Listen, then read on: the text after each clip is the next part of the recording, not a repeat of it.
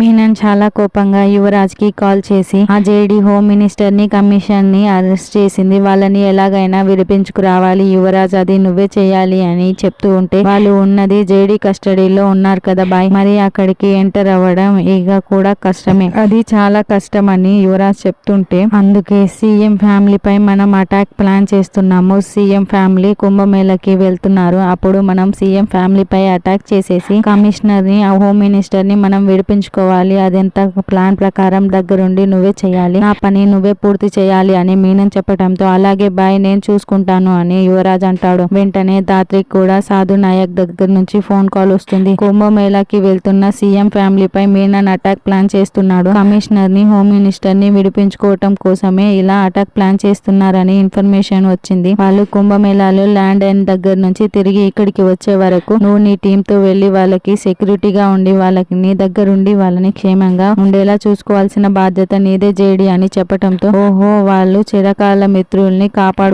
కాపాడుకోవటం కోసం విడిపించుకోవటం కోసం మీనన్ ఇలా ప్లాన్ చేస్తున్నాడా, సార్ నేను చూసుకుంటాను, సీఎం ఫ్యామిలీకి ఏం కానివ్వను అని జేడి చెప్తుంది. అలాగే జేడి అని అతను ఫోన్ పెట్టేస్తాడు. ఇక దాత్రి కేదార్ ఇద్దరు కూడా డ్యూటీలో జాయిన్ అయిపోయి సీఎం ఫ్యామిలీకి సెక్యూరిటీగా వెళ్ళటానికి కుంభమేళాలో దిగిపోతారు. కేదార్ అక్కడ కొంతమంది టీమ్ తో సహా నదిలో వెళ్తూ ఉంటారు. జేడి ఏమో టీం అంతటిని కూడా అలర్ట్ చేస్తూ ఉంటుంది. మరి సీఎం ఫ్యామిలీని ఎలా కాపాడుతుందో అన్నది రానున్న ఎపిసోడ్ లో తెలుసు.